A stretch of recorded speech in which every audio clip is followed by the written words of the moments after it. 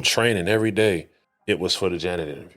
Janet people. Janet Jackson, true story. So sometimes you don't know, like, when you're on the blacktop playing basketball, playing for Game 7 of the NBA Finals. I stopped myself in 2018-ish, and I'm like, am I taking this extra drink because I want to take this extra drink, or am I taking this extra drink to try to numb something? Because I had the insight to deal with it. Right. Somebody might just keep numbing.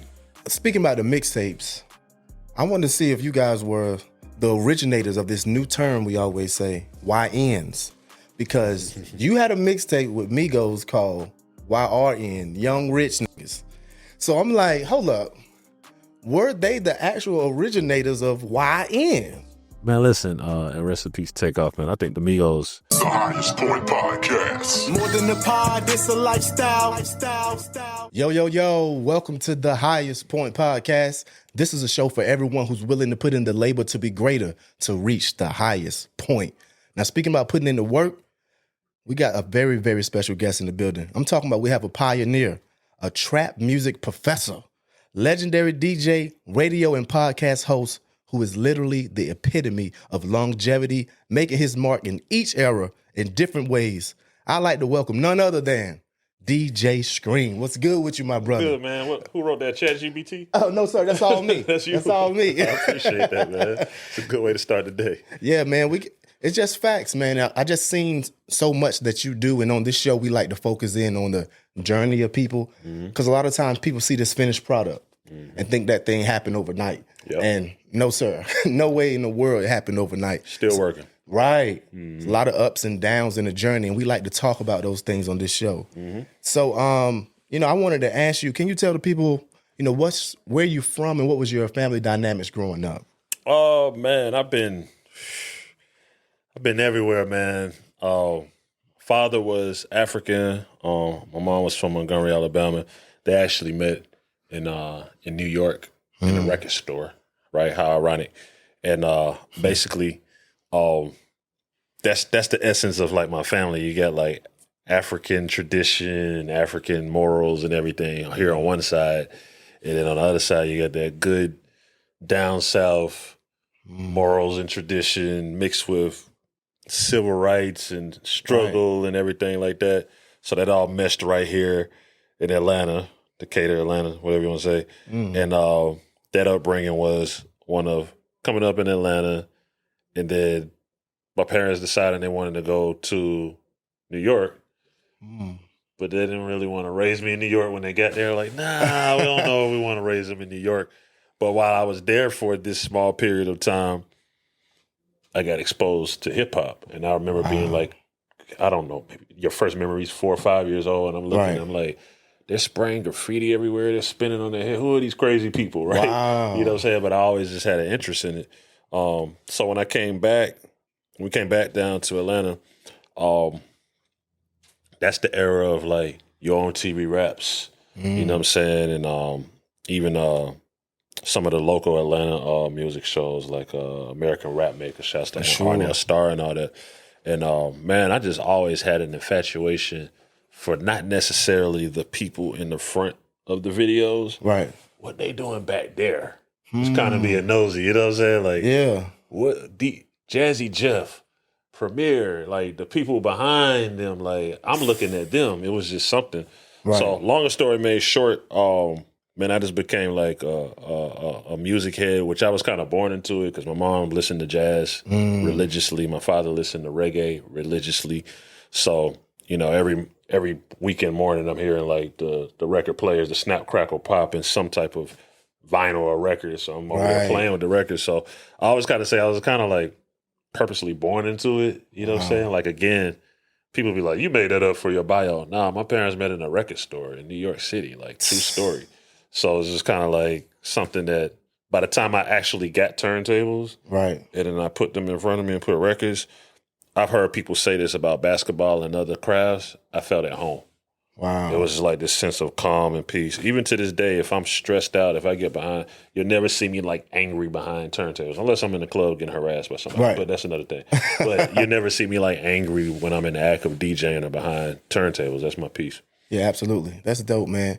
Now, with you having that first vision of hip hop in New York, kind of what was the difference when you came to an area like Atlanta? That's a great question. New York was, and I'm in the heart of where it started. We're in the Bronx. Oh, So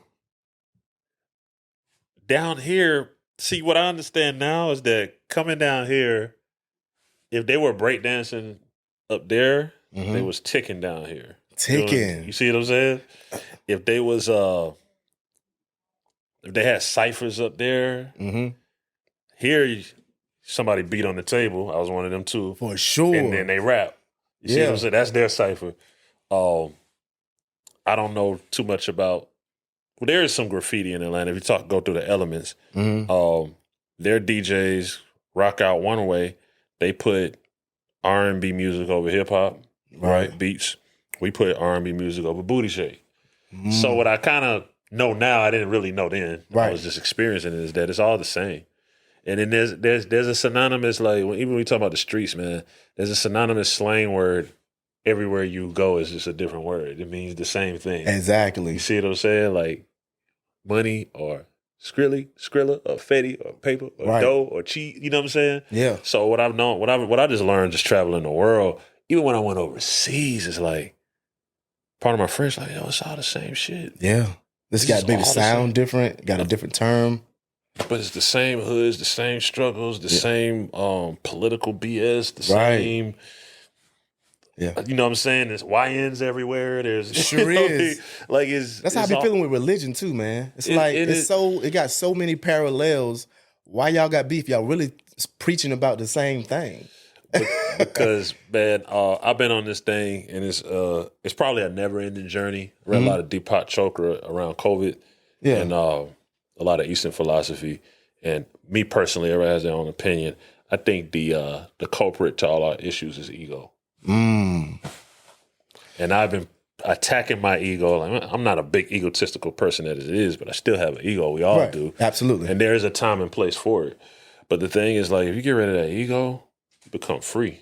Because now you don't care. Now you don't care about other people. Right. Now you don't care what other people think about you. Right. You're able to just soar freely. So I think that anything you're talking about, religious division, political division, everything. We all want the same thing. If we really sit back and think about it, that's peace. Yeah, absolutely. You know and when what you're talking about ego, it's like I feel like your temperament has always been kind of even keel. You know, it seemed like you always could handle yourself under pressure. And then when you start talking about your mom and your pop's background, I'm like, okay, that sounds like that got a lot to do with it as well. But I did want to ask you as well, though, even having a good temperament, we all come to crossroads in life. You know what I'm saying? Can you reflect back on your youth when you were presented in a crossroad situation? Which way did you go and why? I get presented with them every day. Youth. Yeah. When you kind of like a pivotal moment. Well, when you man, I was blessed to live, like, I keep it real, like I was blessed to live through my childhood in upper middle class neighborhoods. But I even say I was blessed to live right over there on Ashby in the West End in the hood hearing gunshots. Yeah. So I was blessed to see both sides of it. That's when people say blessed. Nah, because I think that you need to see that it all exists.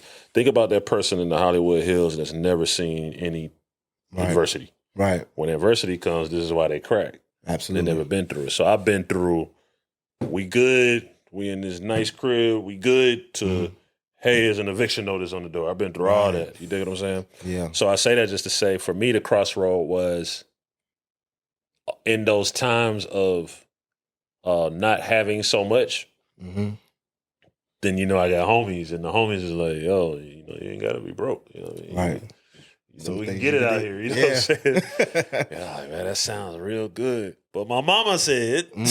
Yeah, that foundation. You know what I'm saying? And then the whole full circle of that is, again, the piece, man, behind them turntables, I always just had this voice in the spirit telling me, just keep doing that. You're going to be all right. Yeah. And when I think about those turntables and 1994, 20 years of DJ Scream last year in 2024, when I think about those turntables, man, I mean, I had a moment last year. I mean, these turntables and took me to Canada, Africa, Paris, the islands, every island you can imagine. Mm-hmm. I was supposed to go to Asia right before COVID happened. Hopefully that'll come back around. Right. Probably not going to go to Australia because the flight is too damn long. Mm. But who knows? But it's taken me around most of the world. Definitely the United States. I think I've been to every state except 4 of them.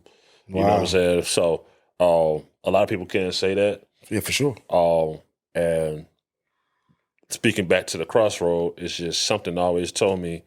I still know when it's gonna be all right. I get that voice. I meditate a lot, and then I know when it's like, well, you might have some adversity, but you got to push through it and stay in faith. You know what I'm saying? So I've always listened to that voice and been smart enough to listen to that voice even since I was young. Yeah, but we always had those 2 voices. You know what I'm saying? Yeah, the other voices. Have that.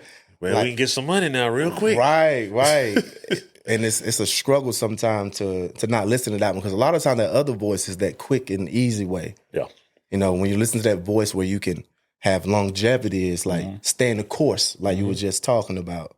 And I think that's very important. And another reason why we do this show, man, so people can really, tap into people who has traveled these roads, been where they are, seen the ups and downs. And so, like, look, this is how you need to navigate if you're looking for longevity. Like I said in the intro, you're the epitome of longevity. I've seen you pivot and do so many different things. How do you time? It seems like your timing is always right too. Like it ain't always. I appreciate. Like, what that. is it? Like, are you looking scared of the scene? Like, well, I pray a lot. God first. That's the first thing. In addition to that, actually, like reading Deepak Chopra, the law of less effort, least effort, I should say. Okay, and that's when it's like, if you're trying to make it happen so hard and it's not happening and it ain't flowing, then it creates that, this is supposed to happen now. I'm the best rapper, or I'm this or this. But it's just like, man, I respect the timing because I've had some amazing things happen at the wrong time. Oh, wow. And it's like, what does that look like? It looked like having your best moment and maybe not being ready for it. That doesn't mean like take for instance. Okay. You do a podcast. Of course, if I leave out here and they say Barack Obama finna come do an interview, you're ready. You're gonna do it. But she like, damn, if I would have had a different light or man, 100%. or if I would have, you know what I'm saying? So my thing is, I want those moments now. That's one of my biggest prayers. Like, please let them happen when I can not only execute them well, but like perfectly. Oh, that's so you dig what I'm saying? Man, I've had those moments like as a media person, I was ready for the Janet interview. I'm training every day. And sometimes I'm like, why am I doing all these interviews? Some of these people ain't even talking about nothing. Right. But it was for the Janet interview. Because nobody took me serious in media to the Janet interview. Janet people. Janet Jackson, true story. So sometimes you don't know, like, when you're on the blacktop playing basketball, playing for Game 7 of the NBA Finals. Facts. But you got a treat. So every interview, I'm treating it like Janet. I'm not coming in there BSing because you're not Janet. Right. I'm doing my work. I'm doing my research. I'm doing this. They be like, how you know that? Right. I forgot about that. Because I'm here to do my job. Right. You never know who looking or who paying attention. So I say that just to say, oh, man, when they say patience is a virtue and waiting for the right moment, that's so important. Yeah. Because if it comes prematurely, then it's funny. Like, God, it's funny. So I'm like, all right, I got you. Yeah, Give you this opportunity so you can mess it up. Or not execute to the highest of, you know what I'm saying? Yes, sir. Your ability. So that's the way I kind of look at it. And I just go with the flow of time. Yeah. That's why it looks the way it does. Because I'm not saying I don't try. I hustle every day. Yeah. But I'm not trying to make nothing happen before it's supposed to happen or if it's not supposed to happen. Yeah. You trust the process. Have to. Now, man, this Janet thing is just, how does Janet Jackson come across your table? Like, I got a call. I thought I was being catfished and pranked, and everything with it. She was in town. Okay. So it was like, yo, Janet wants to do like DJ Scream Hood Rich Radio. Like she wants to, we pitched it to her. She's like, I want to do something like that. I'm like, all right, whatever. What time I got to be there? They're like 7 a.m. I'll be there at 5. Mm-hmm. Yeah. Since Janet Jackson's coming, yeah, right. But I'll just tell the story. It's just funny, man. Like, of course, her security came in. This is Janet Jackson, so they have to sweep the room and check. I'm like, they pat me down. Like, I get it. I'm not offended. Right, you know what I'm saying? And then after that, it's like Janet walks in, and then there's just like the air, just the energy changes. Oh, man, I'm not even exaggerating, bro. Like, I could tell you a few people we've done interviews like that, but like the energy just changes. Yeah. And she's like, "Oh my God, I'm so sorry I'm late. Oh, I'm so sorry, you guys, DJ." I'm like, "You can't be late." Right. You're Janet Jackson. Right. And she was early, but maybe they told her another time, so she wasn't really late. So that was surreal, and the interview was classic, and it had a big viral moments and everything. And then when I took the picture with her, I was like, "Janet, can I ask you a question?" And then she was like, "Sure, anything, DJ Scream." Don't say my name like that. Right. Woman. You know what I'm saying? Like, Janet knows DJ Scream. I was like, "Any advice you get to somebody like me?" She was like, "You're doing a great job. Just keep doing it." That's all I needed to hear. Wow. Really, some of the biggest people you have conversations with, keep it real simple. Right. And that's what I'm learning. Like, even some of the most successful people in any journey, they keep it real simple. Don't overthink it. Yeah. Because we can complicate things. The human mind can complicate a lot. But you know what is really complicated? What's that? The ego. Again, it boils down to ego a lot. Now, how do you navigate the anxiousness when such a big artist comes in and sucks the air out the room? Like, or do you feel anxiousness or anxiety? Because I don't look at myself like celebrity, right? But I had a dude like shaking at the gas station before, like, "Oh man, bro." I'm like, "Bro, I got the same bills as you, bro. Like, chill." Like, Right. You know what I'm saying? But I know that they're human. Yeah. So I've toured the world with the biggest people, been in the room with the biggest people, millionaires, damn near billionaires, whatever. And again, like a lot of them keep it real simple. And I know that they're human. And I have very well-off, wealthy friends that call me and they need help. Right. Regardless of how much money. It's like, "Bro, I need common person help here." Right. I'm like, man, more money, more problems, right?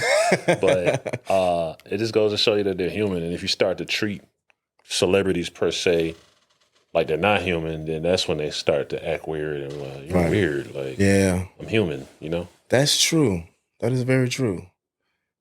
I'm definitely going to take that advice as well. Because sometimes, I don't know if it's just normal, because I used to be an artist as well. And then I pivoted to podcasting. But, you know, you have that little anxiety before you get on the stage. But then when you get up there, you straight. I think you got to separate anxiety from adrenaline. I still get adrenaline when it's time to go. Yeah. Like, when we doing the big facts and it's one of the ones, or we on stage, I still get that adrenaline. That's adrenaline. Right. Yeah, anxiety that's adrenaline. And fear is like a different feeling. They come from the same place. Yeah.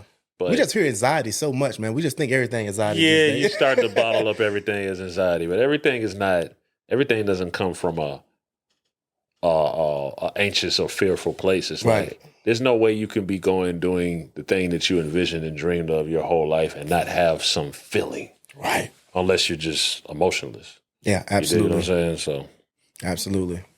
Now, we all know that you are a legendary DJ. You don't work with Outkast, Migos, Jeezy. So many people. Now, I did also want to understand through your journey, with you working with so many others, and it seemed like you helped so many others' careers. Was it anyone that took you under their wing to help you in your DJing career, or radio, or podcasting?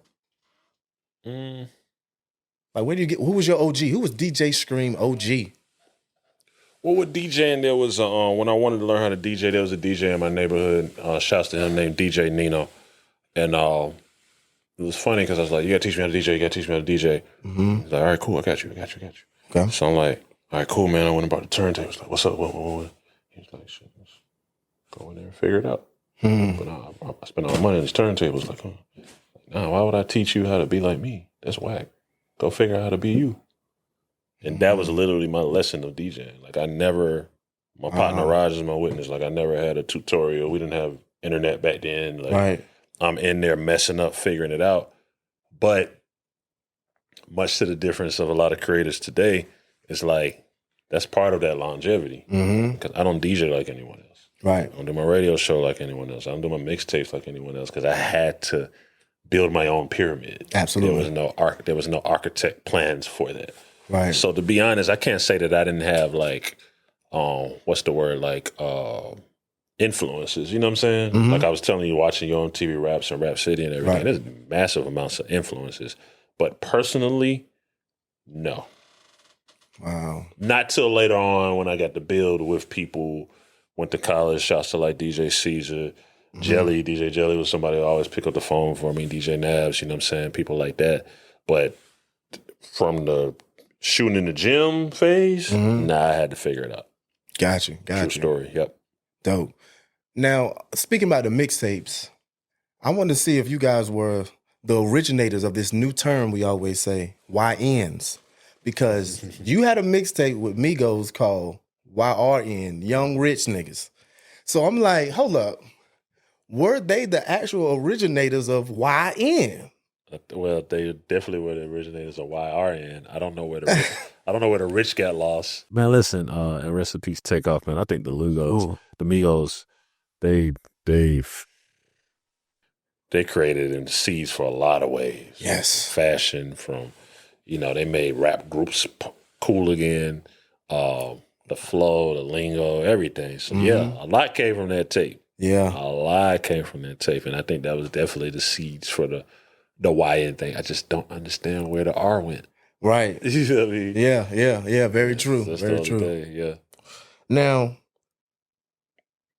when we see it on you guys' podcast, Big Facts Podcast, with you throughout your career, you tended to grab artists or interview them, get insight from them before they became the big superstars. So you got this eye for talent that is very interesting. And I wanted to kind of get some insight from you. What are maybe 2 or 3 consistent traits in people that you see before they have the potential to be a superstar? I want to have a conversation with them. Is there anything that you see? Yeah, the first one is being unique. You know what I'm saying? Being yourself. Okay. And then just watching. Like, I remember we did Glorilla right before she took off. But I was like, Glorilla got it.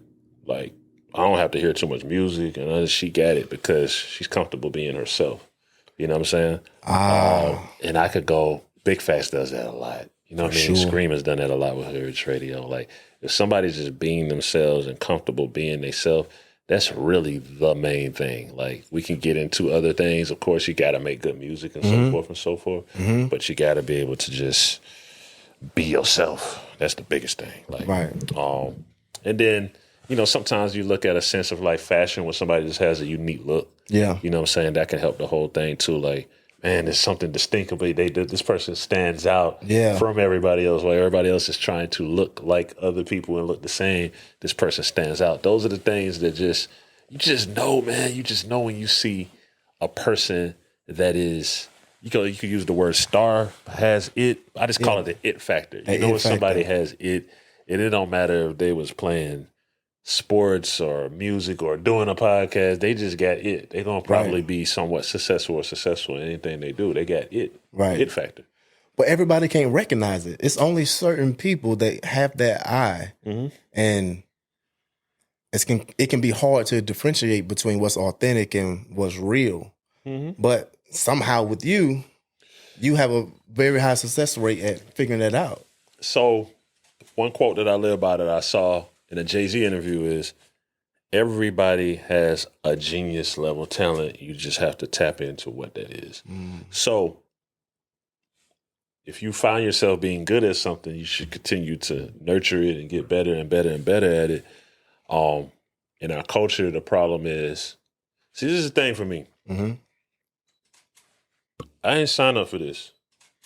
To talk to people, I always thought I was going to be the guy in the back. Right. You see what I'm saying? But like I said, God has a funny way of saying, nope, nope, nope, nope. Even when we started Hood Rich, it was like, we got a rap artist. This is all we're going to make scream big to break this rap artist. Shouts to Kick. And my partner, Rip, he just had a real conversation. Like, bro, like, you on fire. Like, you gotta get out there. You got to start dressing different. You got to start, like, you're in the forefront right now. Right. Might not always be that way, but right now, it's on you. Yeah. Like, on me, I didn't sign up for that. I want to be in the back. Right. You know what I mean? But so now you got people that are great at being in the back that want to be in the limelight or want to be in the front. Right. So just understand what you're good or can be great at and just push it and flow with it. Yeah, for sure. Yep. Yeah. That's dope. Now, I think it's very important to nurture, what you're good at, what your gifts are. And then also it can take you to different places later too. Because like you were saying, your idea was behind the scenes, but somehow it pulled you right in the front because you was nurturing that. Now, Big Facts has become like this very successful show. Can you tell us a little bit about the dynamics of you three when you on that show? Kind of like whose role is what, or do you even have roles? Rose is my partner Bank of a long time, my partner Jade of a long time. We just, as they're saying, kicking it. You know what I'm saying? Like I think that's what makes us so good because we don't know where the conversation gonna go. We don't do traditional show prep. Of course, you have to know what's going on, right? But we don't do the traditional show prep. It's just kind of like everywhere we go has not been. It don't be planned. Got it. Like it's like when it go there, it's just organic. And I think organic conversation is where media is going. Please do preparation. Don't not know who you're talking about. Right. Too. But yeah, that's what it really is, man. It's just kicking it. And Banks say all the time, like, I can't believe that we get paid to talk. Right. About what we do for free. Yeah. We would kick it and talk for free anyway. Yeah. So that's what it really is, yeah. Yeah, that's amazing. And then how do you guys build a relationship with the Black Effect Podcast Network? I know a lot of people from the outside looking in because they just had a festival down here a few weeks ago. I came down here and checked it out. It was a real cool event. Very informative too. So kind of how you guys developed that relationship? I mean, I've always been a fan of Charlamagne personally. I was on Breakfast Club when I was signed to Atlantic and MMG. Okay. We just did the work and they called. I mean, true story. I mean, it ain't people like, did you blah, blah, blah, blah, blah. Nah, man, if you do the work and the timing is right, you'll get the call. But enjoy the process. Wow. That's just a true story. So it don't even have to be a whole lot of pitching going on. Like, focus on what you're doing, be good at it, and opportunities will come. Think about this. If someone calls you asking for something, you treat it different than if you call them asking for something. Right? True. That's simple. That's what I always tell people. Like, just focus on the process of your journey and stop trying to make it happen when you want to make it happen. The calls will come. Man, that call I got I honestly was thinking about going back to get a master's degree. Wow. And then Ross called. So I'm like, maybe I'll run my music tenure. Maybe I need to, I don't know. Right. Because it's going well, but I want it to go the way I wanted to go. So maybe I should just go get more education, this, that, and the third. Ross calls. Yo, fly down. I'm signed 4 days later. Wow. So it's just like, don't try to control stuff, man. Right. I try to tell people that. And again, I want to overdo it, but that ego says, yes, sir. And I want it now, and I need it now, and I'm waiting too long, and they hate on me. All right. But it's supposed to happen when it's supposed to happen. Yeah, very true. And a lot of people be in my comments and DMs like, you won't give us the real game. All right, I'm trying to put you down. Yeah, y'all ain't listening. Yeah, y'all not listening. They overcomplicating it. Upon deaf ears. True story. Yep. Yeah, for real. I want to pivot to this segment we have in our show called Love, Loyalty, or Respect. Okay. So I'm going to give you a relationship, and you let me know what's the most important in that relationship. Love, loyalty, or respect. So, since we talking about big facts a little bit, let me know what's the most important in you all's relationship. Love, loyalty, or respect. I definitely say it's going to be hard for me to not answer respect for all of these. But respect for sure.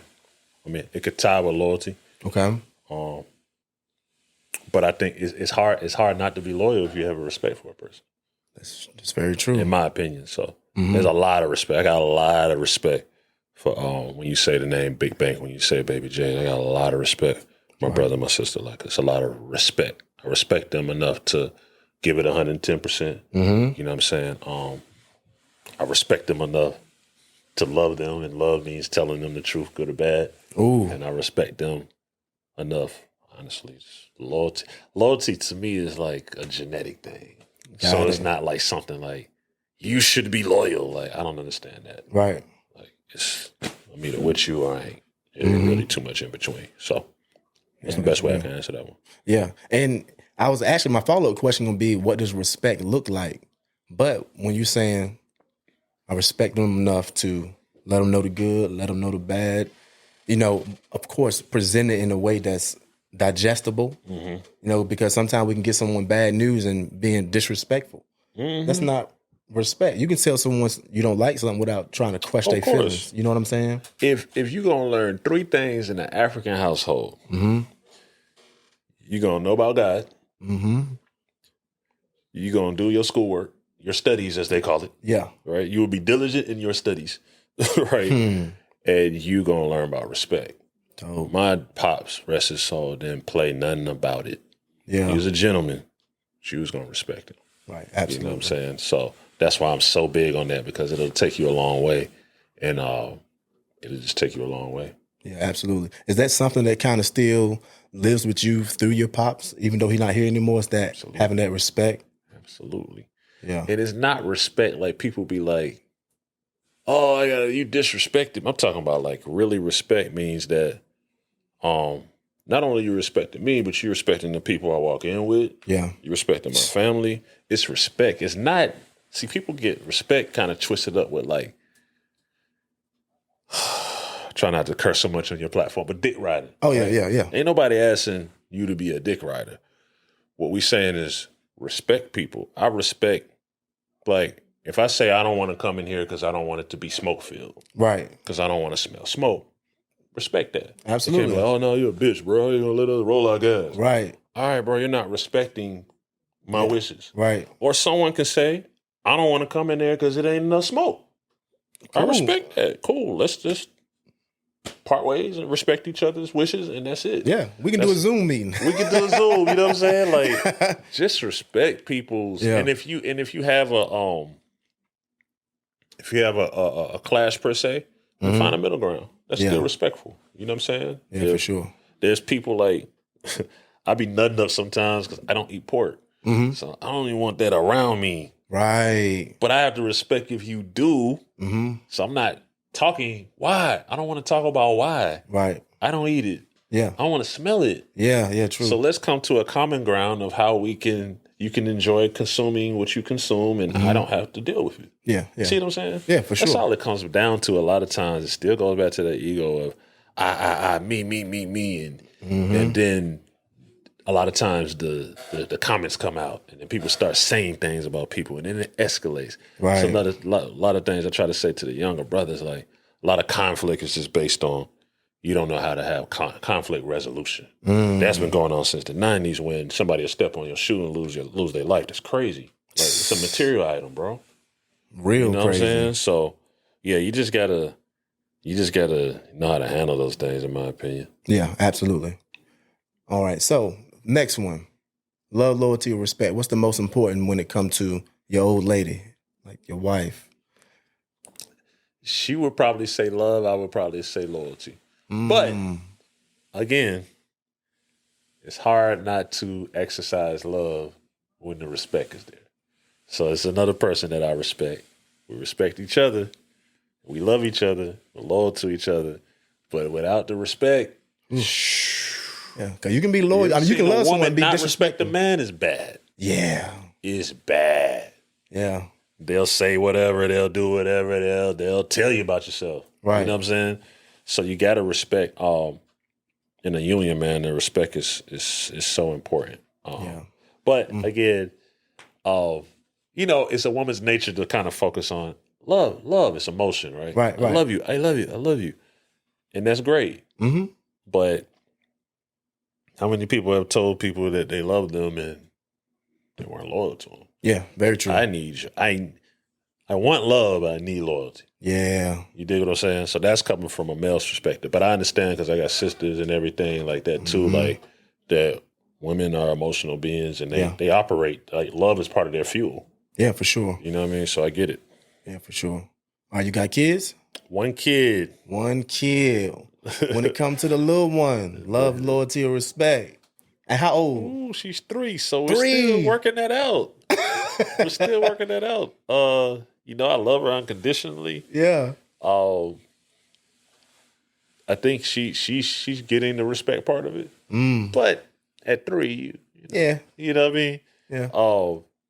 But I would want her to, a woman, man, it's crazy. Like, a black woman, I don't think they understand, and I'm not here to preach today, but how vital that respect is. Yeah. You know what I'm saying? Taking you far is an understatement. Right. You know what I'm saying? It's vital for a black man or just a man or just a woman or just whatever outside of race. But that you got to understand, like, women build, men too, but you build a reputation. For sure. So depending on, we'll just say if said person walks in, what did we just say about Janet? She said, everybody, Janet, for real? Yeah. For real.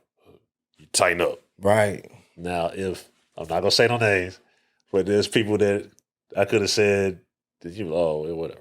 You know what I mean? Yeah. Like, no disrespect, but yeah, they on. They probably was late. Right. How was that? Okay, cool, whatever. Yeah. You command your reputation is kind of synonymous with that respect. Absolutely. And it's just certain names that you say. Like, if I say certain names, you just do this. Right. If I say Michelle Obama, you and it's crazy. You straighten up more when it comes to a woman like that than a man like that too. Yeah, because I'm telling you that there are powers that women have that men don't. Right. And vice versa. Yeah.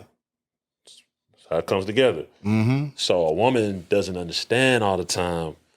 Like, I'll be trying to tell people, like, I'll be trying to tell female DJs, like, your trajectory is crazy.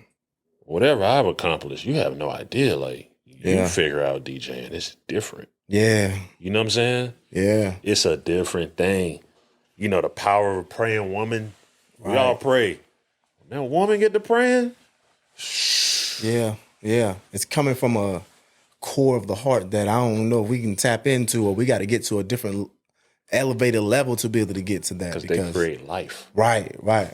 Yeah. Yeah. So we can say whatever we want back and forth about men, women, and equal pay. And yes, they should get equal pay and so forth. But they can create life. Yeah. I can't do that. No. And I don't use the word can't. I watched my wife create and bring a life in this world. I can't do that. Right. They say we don't use the word can't. I am not built for that. Right. No, sir. You know what I'm saying? Planting seeds out here. Yeah, we plant seeds. We great at that. We can do that. We can plant those seeds. But I'm not walking around right for 9 months. Nobody. Yeah, for and sure. You have a whole different respect for a woman, even if they haven't created life, but you know that they can, or they have something in them that gives life. Right. You dig what I'm saying? So, yeah. So the women out there, command your respect. Indeed. And I got a 3-year-old too, man. She turned 4 end of June, so it won't be too long. Little Gemini or Cancer?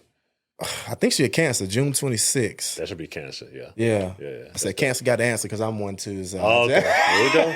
Cancer energy. Yeah. But, just having her, though, is really just made a difference in my life, how I look at life, how much I want to work. And because initially I always said I wanted a son, somebody to, my junior and whatnot. That's what we say. But when I had her, I was like, yo, I had it so wrong.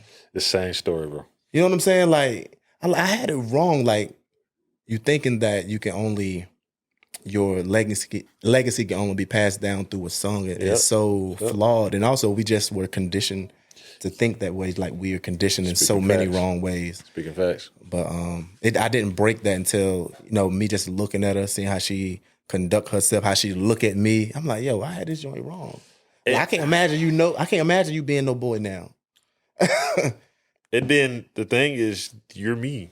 Yeah. I'm telling you to stop doing stuff that I do. So I'm getting checked every day. Like, Right. stop being stubborn. Oh, hold on. Look in the mirror. Oh man, hold on. I feel weird here. Like, Yeah. nah, man, it's a blessing. And then I had already had a dream about a little girl. So same thing. You want a son naturally as a man, but I already knew a little girl was coming, and you're gonna start hearing the story. She's gonna have you right around the finger. She's gonna run you. She's gonna do this. She's gonna do that. And She all be this other trying. Stuff. Yeah, but those stories is not false. Like, Yeah, no, it's a no, true no, no. story. It's crazy. Yeah. Certain way they can look at you, man, and be like, ooh. Yep. Yeah. Now, going back again, one of my older brother's favorite mixtapes was with Doe B. Long live. Man, long live Doe B, and what his song go, whatever. It's like, and it was just so dope. We Southern boys. I'm from Carolina, North Carolina. Okay. Salute. But we grew up on a lot of the mixtapes that you've done, and a lot of your peers as well.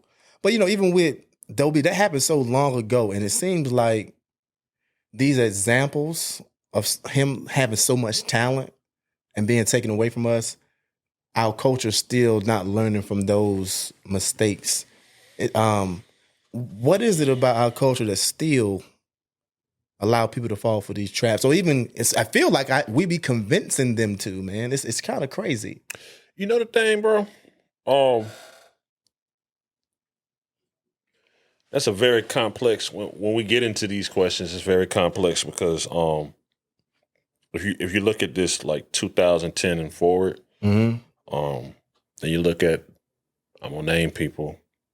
If you look at the Migos, Takeoff's no longer here. Yeah. Look at Doe B, what I did with him, he's no longer here.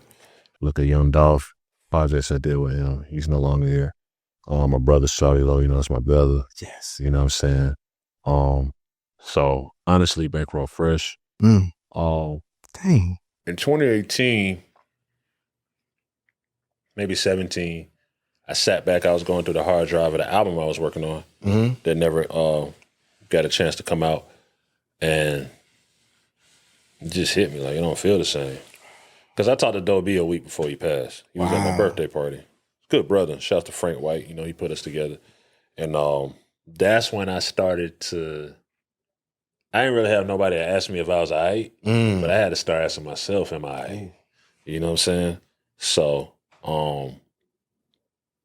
this here starts like your therapy journey and this, that, and the third. Obviously, other stuff you got to deal with too as a man. Yeah. But it just didn't feel the same. Right. And then you have a little bit of survivor's remorse, even though there's nothing you can do about, when it's someone's time. So I ain't figured that one out yet. Yeah.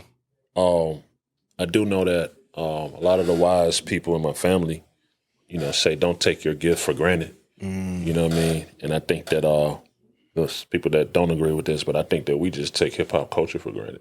Oh man, you're right. If you look at how many people it houses and how many mouths it feeds and how many lives it saved when we just celebrated 50 years of hip hop, if you go back to day one to now, it's like, man, don't take your yacht or that car or that house or your multiple houses and your chains. Don't take all that for granted because it can be taken from you. Yeah. So I don't know where we land with that.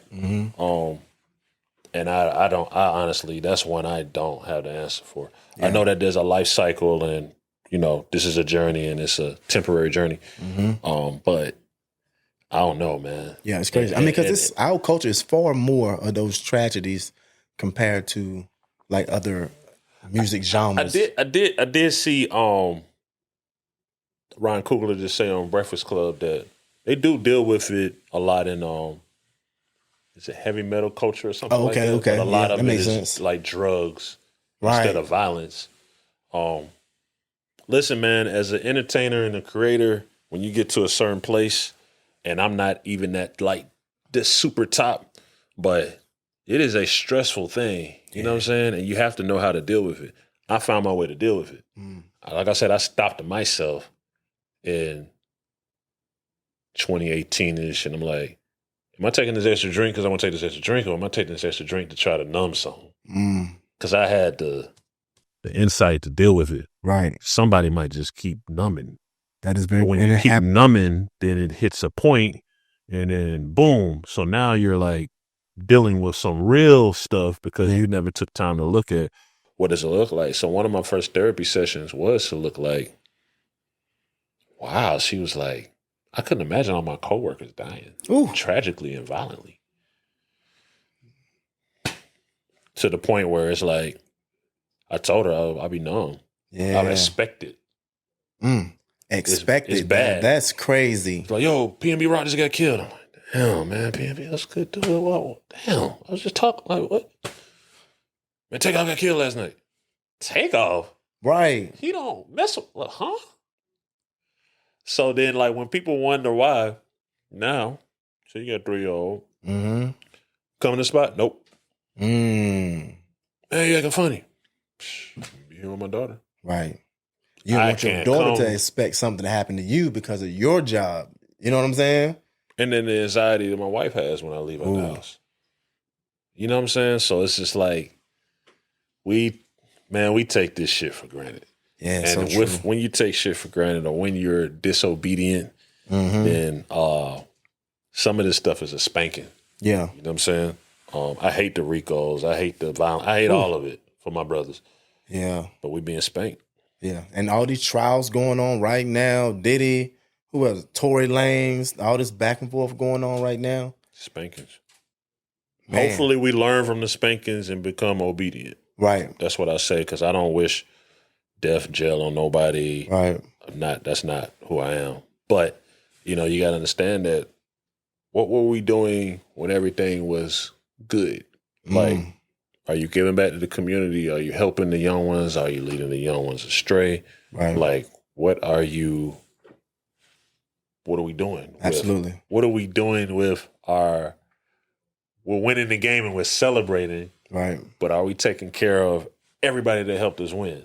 Yeah. Are we taking care of the water boy and this and that? Are we paying homage to our fans? Right. So we owe a lot to the people that I don't take. Like, this be weird to me. People are like, I'm a fan of you. I'm like, I have fans. Like, but I respect them. You know what I'm saying? Yeah. So, all right, let me give them some motivation every Monday. I do Monday motivation. Oh, yeah, I seen. Let me wake up every Monday, even if I don't feel like it, and then give them some motivation to go through their week. Right. Let me create a foundation, the Screen Foundation, that gives back to the community, so that the young brothers that want to do music, we can kind of say, okay, you want to do music, but you need to be educated and talk to these young brothers. Right. Let me give back. Yeah. This is, again, part of when you say consistency. Yep. I am blessed. I don't be like arrogant about it. I'm blessed that 20-some years later, you want to talk to me. Right. So Right. there's people that you probably would want to talk to 3 years ago that you don't want to talk to now. Ain't nothing to talk about. Big facts. That's no a pun blessing. intended. I don't take that for granted, bro. Yeah. Man, that's so true.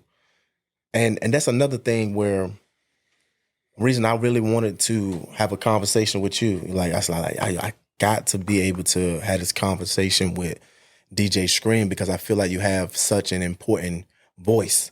Like, your message is what people need to hear, especially when we going through what we going, this spanking that we getting. You know what I'm saying? It's like people really need to tap into what you're talking about, what your movement is, you know, positivity, but also, you know, enjoying the culture as well. You know what I'm saying? Having that ear, having that mindset that you have is so key. And that's how people can reach the highest point. That's the meaning of our show. So I definitely wanted to, you know, just tap in with you with that. Now, with us, you know, getting this spanking that we're getting, sometimes things get worse before it get better. Do you think that might be what's happening? Well, I hope and pray for, again, I don't think people really sit down and do the math, but if the rug was swept under hip-hop culture right now, then imagine we'll be back in 88, we'll have to sell crack. A lot of people. Yeah. It's feed a lot of people. Right. Your podcast, regardless, is an offspring of hip hop culture. Absolutely. the clothes we have on.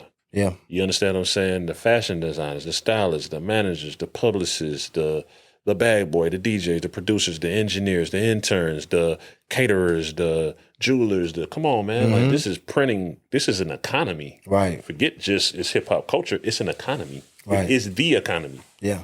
Right. Very Who true. go buy all the bottles in the club? We do.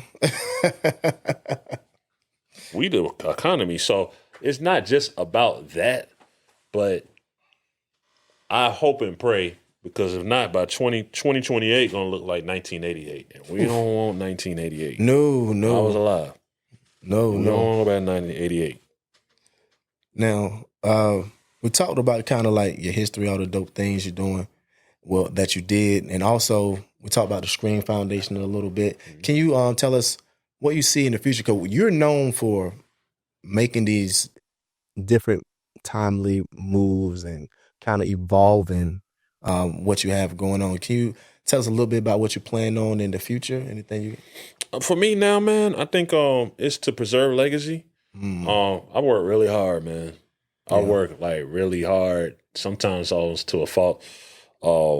And now it's just always about positioning other people, helping people achieve their dreams, their goals. Right. That's always been what has been my vitamin, man. Like, I could have been, people that know, like I could have ran off on everybody. Yeah. I could be on an island by myself and be good. You know what I'm saying? But I understand purpose. Yes. So for me, it's just kind of like, as DJ Scream, I'm proud of where the turntables have taken me. But as DJ Scream, I'm even more proud, and I don't take credit for what they've done, but I'm even more proud of what DJ Spins has accomplished, what Swamp Izzo has accomplished, MLK, and oh man, I shouldn't have started because now I got only 15 people. But all 15, y'all. Right. I'm proud of them, and that I could do anything, even if it's just give some game or open the door or whatever the case is. Like, that's what makes me happy. And I'm happy that Big Bank is a media personality. You know what I'm saying? Yeah. Baby J is From a where he media came personality. from. Yeah. Like, that makes me happy. Like, I be looking at it like, bro, you know you're a media person. What's that? I'm like, you're a journalist. I ain't no journalist. like, nah, but he dope, man. I like he, like when you were talking about authentic, you can tell when you listen to him, he's authentic. He ain't trying to be nobody else. Yeah, and that's what it's about, man. And, yeah. That's what makes me happy, man. So if I could do more of that throughout the journey, man, and do my part and do it with a smile, but still let people know that I go through stuff. Absolutely. You know what I'm saying? I'm human. Then oh, cool, man. And of course, your biggest project is, got a kid now. Ooh, so yeah. I don't want to put too much more on the table and not have time to, my biggest project. And wow. We're seed planters. Yes. So who knows if they're, you know what I mean? Yeah. So you gotta nurture it. Yeah. it's just that's my thing, man. So whatever spirit leads me to do, entrepreneurship is like big for me. Oh, you still got a restaurant?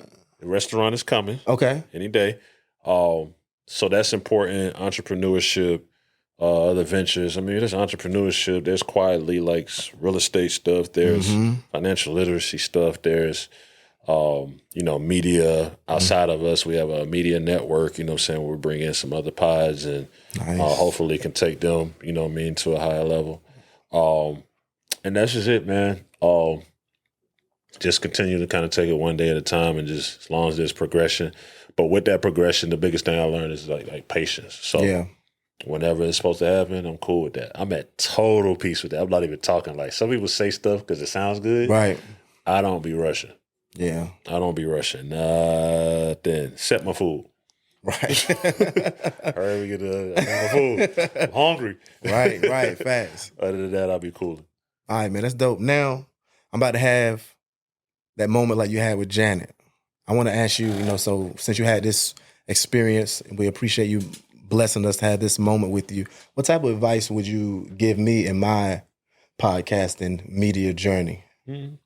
Man, have a purpose for your when you do media or you do anything, have a purpose for it. We miss little things because we weren't taught these things like in school. But it's like when you have a company or you have anything, you should have a mission statement. Even if it's written down, cool. But Right. a lot of people have done. They do music or they do pies. They don't even have a. Don't even know why. Mhm. What's your podcast about? Man, we just be going up. Yeah. Oh, okay. It's pretty cool. But you know, in Big Facts, the initial conversation with me and Bank, he was like, I don't want to do all that, like trying to get people to beef with each other. I want to heal. And I'm on the same. You know I'm on the same. We just big facts. Come speak your truth. Hope that is the truth. Maybe all the time it's not, but we hope it's your truth. And unless, because you got to have difficult conversations to get to healing. You know what I'm saying? That's what we about. So, stay true to whatever your mission and your purpose is. Sure. You can't break that for no amount of money. You can't break that for no opportunity. You got to stay true to what that mission and that purpose is. If them your colors and you stand on them colors and them colors mean something to you, you can't let $1 billion come in and them change them colors. These are my colors, bro. Yeah. You take my colors and you take what come with my production, or God got me. That's real. And if you stay loyal to that, that billion will be 2 billion. It's the best I could tell you. I've been there. Hey. Not that I have $1 billion or $2 billion. I'm just using it as That's chill out. That's context. Don't be cash app and request me. That's real, man. Y'all heard it here first, man. He gave the game on how to reach the highest point. Definitely want to appreciate you joining us, DJ Scream. How can the people tap into what you got going on, follow you, and all that good stuff? DJ Scream, man. All social medias, www.bigfactspod.com, www.thedjscreamshow.com. Check me out on radio, your podcasts, your mixtapes, your community events. We out here, man. And I appreciate you for the invite. Yes, sir. Indeed, man. Thank you. Much respect to y'all. Yes, indeed. Until next time, you guys hold it down. Don't let it hold you. Peace. The Highest Point Podcast. More than a pod, it's a lifestyle.